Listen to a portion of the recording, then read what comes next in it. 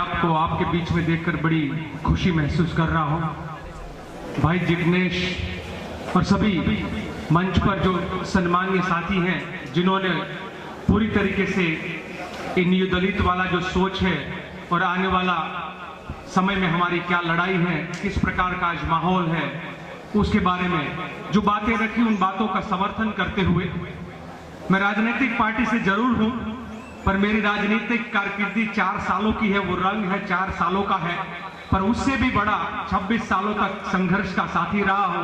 हर क्रांतिकारी आंदोलन के बीच में आंदोलनकारी साथियों के बीच में रहा हूं, वहीं पला हूं, पढ़ा हूं, तो मेरी भाषा भी है वो क्रांतिकारियों की है। और आज भी पॉलिटिकल पार्टी में मैं वही काम कर रहा हूं।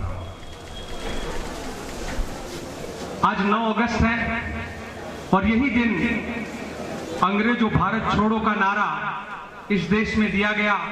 वैसे तो उसी नारे के साथ 8 अगस्त को सभी को गिरफ्तार कर लिया, पर वो अरुणा असफ अली थी जिन्होंने तिरंगा लहराया था और कहा था कि अंग्रेजों भारत छोड़ो। वो नारा आज देश में दोबारा लगाने की जरूरत है। शायद रंग तो बदल गया, रंग बदल गए हैं, गोरे तो नहीं है इस बीच, पर वही अलग रंग में गोरों की सोच वाले, डिवाइड एंड रूल करने वाले, पीड़ितों पर और अत्याचार करने वाले, दलितों को नोचने वाले, मनुवादी सोच वाले फिर से इस देश को एक अलग दिशा में ले जा रहे हैं। मैं मार्क्स को, उसकी विचारधारा को, गांधी की विचारधारा को और आंबेडकर की विचारधारा को जब तीनों को साथ देखता हूं तो मुझे लगता है कि तिरंगा बन जाता है। और हम तो इस देश में ऐसे लोग हैं जो अलग अलग तीनों सोच को साथ रखकर हर चीज जिसमें से अच्छी है उसको साथ लेकर इस देश में सही में संविधान को, हर व्यक्ति को एक्सरसाइज करने का, उसके अधिकार को एक्सरसाइज करने का मौका मिले। पर कम नसीब यह है कि देश की आजादी के आंदोलन में गद्दारी करने वाले, अंग्रेजों के मुखबिर बनने वाले और कहीं पर राष्ट्रभक्ति नहीं दिखाने वाले लोग आज राष्ट्रभक्ति का सर्टिफिकेट बांटते हैं। और हमारे बिरसा मुंडे जैसे लोग कई जो शहीद हो गए, उनकी शहीदी को आज एक तरीके से उन्होंने धकेल दिया है साइड में। वही लोग तो उनके लिए कभी कभी लगता है कि इस देश में आज क्या चल रहा है, किस प्रकार का माहौल इस देश में है। हम बात करते हैं भूखे नंगे की और वो बात करते हैं हर बार दंगे की। यही तो उनका सोच है। उनके लिए दंगा, नफरत वो सत्ता का सीढ़ी बन जाता है। और इसलिए आज जब हम 30 जगह पर देश भर में 30 राज्यों में एक नारा लगाया और वो नारा था कि दंगे नफरत छोड़ो, दिल से भारत जोड़ो, क्योंकि आज जरूरत है कि दंगे और नफरत को छोड़कर इस देश के अंदर वो मन की बात तो वो सुनाते हैं, जनता के दिल की बात सुनने की जरूरत है। वो लगातार वो वन वे कम्युनिकेशन, मुझे लगता है जो मन की बात वाली जो सोच है वो सोच भी मनुवादी सोच है। सुपर ह्यूमन कॉन्सेप्ट जो होता था, जो नाजीवाद का जो कॉन्सेप्ट होता था सुपर ह्यूमन का, वही एक उच्च मानव वाला बात कि हम उच्च हैं और आप नीच हैं, तो हम अपने मन की बात कहेंगे और आप हमारी बातों को सुनेंगे। वो यही तरीका है उनका, लगातार हर महीने वो सुनाते रहते हैं। मुझे भाई जिग्नेश और मैं दोनों गुजरात से ताल्लुक रखते हैं, तो गुजरात से निकले हुए बहरूपियों को हम अच्छी तरह से जानते हैं। उनके हर नकाब को हम खुला कर सकते हैं। उनके कथनी और करनी में बहुत बड़ा फर्क है। वो गॉडसे की प्रतिमा की पूजा करने के बाद गांधी को माला चढ़ाने में उनको कोई दिक्कत नहीं, क्योंकि सत्ता तक पहुंचाने के लिए हर किसी को वो सीढ़ी बनाना चाहते हैं। वो जरूरत पड़ी तो अंबेडकर की भी पूजा कर लेंगे, वो जरूरत पड़ती है तो वहां पर बिरसा और मुंडे को जो है, बिरसा मुंडे को वहां पर उनकी प्रतिमा को भी गले लगा लेते हैं, उनकी फोटो को भी माला चढ़ा देते हैं। पर वो फोटो जब बिरसा मुंडे को या अम्बेडकर को याद करते हैं तो तब मुझे लगता है, एक उदाहरण के तौर पे बन्नी करके हमारा एक प्रदेश है, बन्नी में उन्होंने रणोत्सव किया। जब रणभूमि देखने के लिए गए, वो पूरा एक बंजर भूमि की तरह है पर चारवाहा जमीन है, वहां गए तो वहां के लोगों ने बोला कि अब तो मोदी यहां आए तो डर लगता है। मैं बोला क्या डर लगता है? कि यहां का भी विकास हो जाएगा, यहां का भी विकास हो जाएगा। तो ये विकास का डर इस देश में क्या है? वो विकास का डर यह है कि अरबों खरबों पति हैं, उनको जमीन दे देनी, और जो मछुआरे हैं, जो सामान्य किसान हैं, जो मजदूर हैं, उनकी जमीनों को छीनकर वहां पर टूरिज्म बना देना और वहां पर उद्योगों को खड़ा कर देना, वो दलितों की, आदिवासियों की जमीनों को लूटना और फिर वहां पर अदानी अंबानी को जमीनों को दे देना, वो उनका विकास का मॉडल है। कभी कभी कहते हैं बनारस की धरती पर, मैं यहीं से तो चुन के गए हैं, वैसे तो यहां से वो एक जगलर की तरह जादू करके चले गए हैं, पर गुजरात का मॉडल, वो बोलते हैं कि विकास का मॉडल, हम लोग कहते हैं वो विकास का मॉडल नहीं है, वो विनाश का मॉडल है, वो मोदानी मॉडल है, वो मोदानी मॉडल है। और मैं ये जानबूझकर ये शब्द इस्तेमाल करता हूं कि वो मोदानी मॉडल है, वो मोदी, वो अदानी, वो अंबानी का मॉडल है, इसलिए वो मोदानी मॉडल है, वो गुजरात का मॉडल नहीं है। गुजरात का मॉडल होता तो गांधी का मॉडल होता, सरदार का मॉडल होता, बाबा साहेब आंबेडकर का मॉडल होता, क्योंकि बाबा साहेब आंबेडकर ने प्रतिज्ञा संकल्प वही गुजरात से लिया था, देश में समानता और सामाजिक समरसता लाने का। ऐसे वक्त से हम लोग गुजर रहे हैं कि जहां पर हर आवाज को दबाने की कोशिश चल रही है। सरकार बनाएंगे या नहीं बनाएंगे वो बड़ा मुद्दा नहीं है, बड़ा मुद्दा यह है कि देश में समाजवादी क्रांति करने वाले, अंबेडकरवादी सोच वाले, मार्क्सवादी सोच वाले या गांधीवादी सोच वाले, जो अलग अलग सामाजिक समरसता में मानने वाले, उनकी आवाज जिंदा रहेगी या नहीं रहेगी, वो निर्णय 2019 में होगा। 2019 में आने वाले समय में दलितों, आदिवासियों के पास जमीन रहेगी या सिर्फ 5 पूंजीपतियों के पास जमीन रहेगी, उसका फैसला करने की घड़ी है। वो समय है आने वाला वक्त में जहां पर लगातार ये चलेगा कि ऐसा क्या हो रहा है कि गरीब और अमीर की जो लूट, जो बीच में जो खाई है, वो बढ़ती जा रही। कोई बोल सकता है कि मैं आज कांग्रेस पार्टी में, कोई बोल सकता है कि तो कांग्रेस का भी कुछ ऐसा ही डिजाइन था और कांग्रेस ने भी यही कहा था।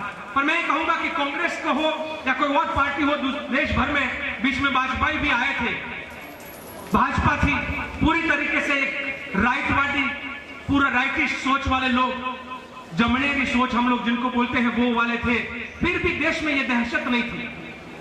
देश में जो आज दहशत है कि हर उठने वाली आवाज को दबाने की दहशत, वो उस समय पे भी नहीं थी। हर प्रधानमंत्री बदल गए, वो तब वो सोच नहीं थी, शायद वो तब प्रधानमंत्री हुआ करते थे, आज देश में प्रधानमंत्री हुआ करते हैं।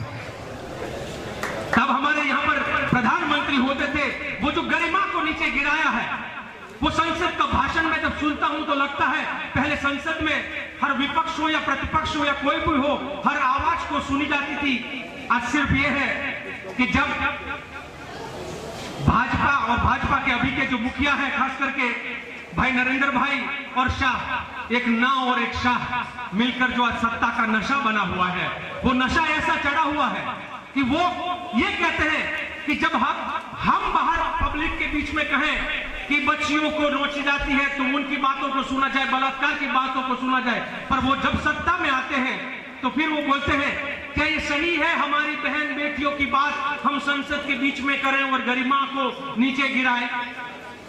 सुर बदल जाता है।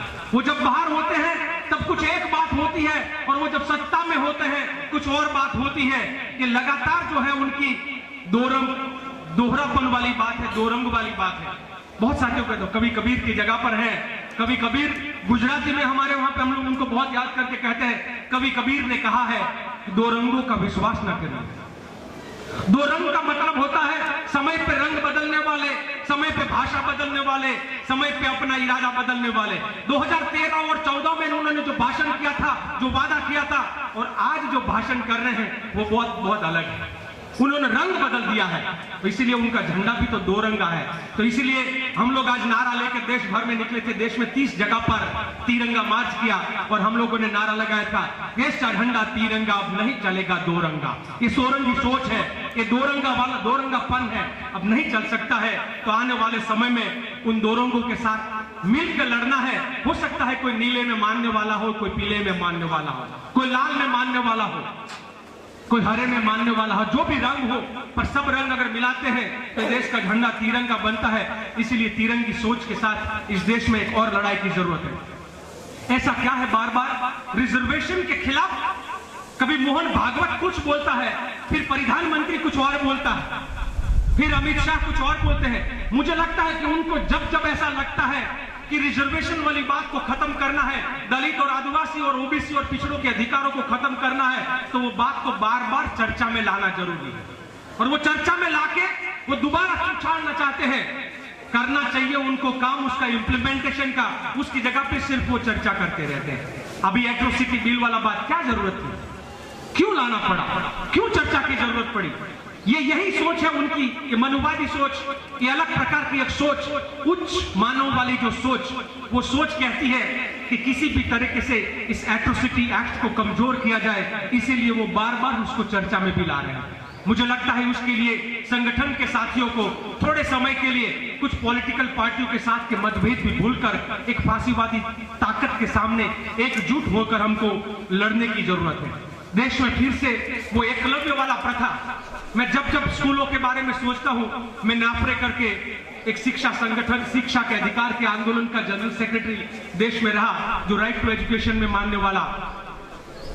हम लोग कहते हैं कि चपरासी की बेटी हो या राष्ट्रपति का बेटा, सबको शिक्षा एक समान, सबको शिक्षा एक समान। तो क्या ये सोच फिर से हम लोग मिलकर नहीं ला सकते हैं? ऐसा क्या है? फिर से एकलव्य वाली सोच दोबारा आ रही है। जिनके पास पैसा है उनके लिए क्लास, उनके लिए शिक्षा होगी, उनके लिए एजुकेशन होगा। वो वही दोबारा सोच उनकी मैकोली वाली आ रही है। वो यह है कि literacy for mass and education for class. जिनके पास पैसा है वो लिट पढ़कर बड़ा होगा, और जिनके पास पैसा नहीं है, मजदूर और दलित और आदिवासी का बेटा बेटी, सिर्फ उनको पढ़ाई का अक्षर ज्ञान दिया जाएगा ताकि वो पढ़े लिखे मजदूर बन सके। ये पूरा प्राइवेटाइजेशन ऑफ एजुकेशन जो हो रहा है, उसके खिलाफ भी जंग लड़नी चाहिए। मैं भाई जिग्नेश से लेकर हर किसी यहाँ पे लड़ने वाले क्रांतिकारी संगठन के साथियों को कहूंगा कि हम सिर्फ पॉलिटिकल लड़ाई नहीं, साथ साथ में इस देश के ढांचे की बदलाव की जो लड़ाई है, जो प्राइवेटाइजेशन ऑफ एजुकेशन की बात हो, सत्ता के जो पांच बड़े हथियार हैं, वो राज्य हो, वो धर्म हो, वो समाज हो, वो मीडिया हो, वो बाजार हो, वो पांचों को अगर हम सुपर इंपोज करके देख लें तो पांचों के पांच उन्हीं के पास है जो आज भी देश में सदियों से राज कर रहे हैं। पांचों के पांच। पार्टियां बदलती रहती है, कुछ संगठन बदलते रहते हैं, पर उसमें कोई बहुत बड़ा बदलाव नहीं होता है। इसीलिए आने वाले समय में ये पांचों पावर स्ट्रक्चर के खिलाफ अगर लड़ना है तो हमारे साथियों को ढूंढना पड़ेगा। हमारे कुछ जो रंग अलग अलग हैं उन रंगों को मिलाना पड़ेगा और मिलकर हमको तिरंगा दोबारा बनाना पड़ेगा। हम लोग तो कहते हैं कि उनके हाथ में अगर डंडा है तो हमारे हाथ में झंडा है। वो बात करे कि डंडे की तो हम बात करें कि झंडे की, क्योंकि उनका जो राष्ट्रवाद है वो देश को तोड़ने वाला राष्ट्रवाद है। वो जाति, धर्म और प्रदेश के नाम पर इस देश को खत्म करना चाहते हैं। हम एकता, अखंडता, बंधुता के नाम पर इस देश को जोड़ने की बात करना चाहते हैं। हम चाहते हैं कि हर अलग अलग धर्म हो, प्रदेश हो, भाषा हो, कोई भी हो, इस देश का नागरिक है तो उसके समान अधिकार है, उनको उसको प्राप्त हो। आने वाले समय में हमारे लिए बहुत सारे और कठिनाइयां हमारे सामने आने वाली है। मैं अत्याचार और शोषण वाली एक बात कर मेरी बात को खत्म करना चाहूंगा, क्योंकि बहुत सारे वक्ताओं ने बहुत कुछ बातें कही हैं, और भी वक्ता हैं आपके बीच में, वो अपनी बात को रखने के लिए आएंगे। ऐसा क्या है इस देश के अंदर, ऐसी क्या डिजाइन है कि जब भी कहीं विकास का मॉडल नया आता है तो वो जमीन छीनी जाती है, कि नदियों का पानी जो जाता है वो दलित और आदिवासियों के हिस्से का चला जाता है, उनको कोई असर नहीं होता है। जो लगातार इस विकास के मॉडल का फल है वो लोग चखते रहते हैं। जब कहीं पर कम्युनल वायलेंस होता है, कोई भी डेटा लेकर निकालो, जब कौमवादी हुल्लड़ होते हैं, वो कराए जाते हैं, वो मानव सर्जित होता है, किसी को गादी पर पहुंचना होता है, इसीलिए कौमवादी हुल्लड़ होता है। और जब ये हुल्लड़ होता है, वो मरने वाला भी दलित और आदिवासी पीड़ित होता है या पिछड़ा होता है, और जेल जाने वाला भी वो दलित, आदिवासी और पिछड़ा होता है। ये डिजाइन है, उसके खिलाफ हमको लड़ने की जरूरत है।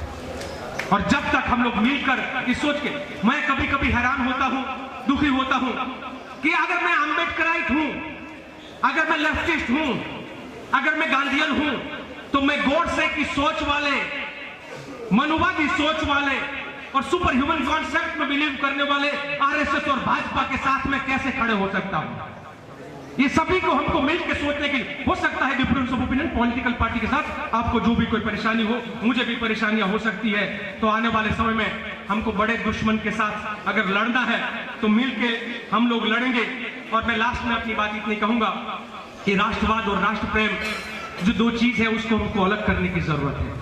वो राष्ट्रवाद उनका है जो वाद विवाद खड़ा करता है। वो कहता है जब चुनाव आता है, वो कहता है हिंदू मुसलमान करो, स्मशान कब्रिस्तान करो, भारत पाकिस्तान करो और मंदिर मस्जिद करो। हम कहते हैं कि वो करने की जरूरत नहीं है। अगर बात करनी है देश के अंदर तो भूखे नंगे की करो, बात करना है तो वो बेरोजगारों की करो, बात करना है तो आप शिक्षा की और मकान की करो, रोजी और रोटी की बात करो। अगर जब तक हम उन मुद्दों पे नहीं लड़ेंगे, जनता के मुद्दों पर नहीं लड़ेंगे, मुझे लगता है कि भावनात्मक मुद्दे हमेशा ही हमको सत्ता के गलियारों में सिर्फ उन्हीं को पहुंचाएंगे जो चाहते हैं इस देश का हर तरीके से एक अलग प्रकार का उनका जो राष्ट्रवाद है वही राष्ट्रवाद वो लोग मजबूत करेंगे। तो आने वाले समय में हम लोग मिलके अपना जो राष्ट्र प्रेम है, हम एक राष्ट्र प्रेम तो हमको सिखाता है, कुर्बानी सिखाता है, बलिदान सिखाता है, एक दूसरों की मदद सिखाता है। आने वाले समय में हम यही समझ के साथ आगे बढ़ेंगे। जय भीम। धन्यवाद।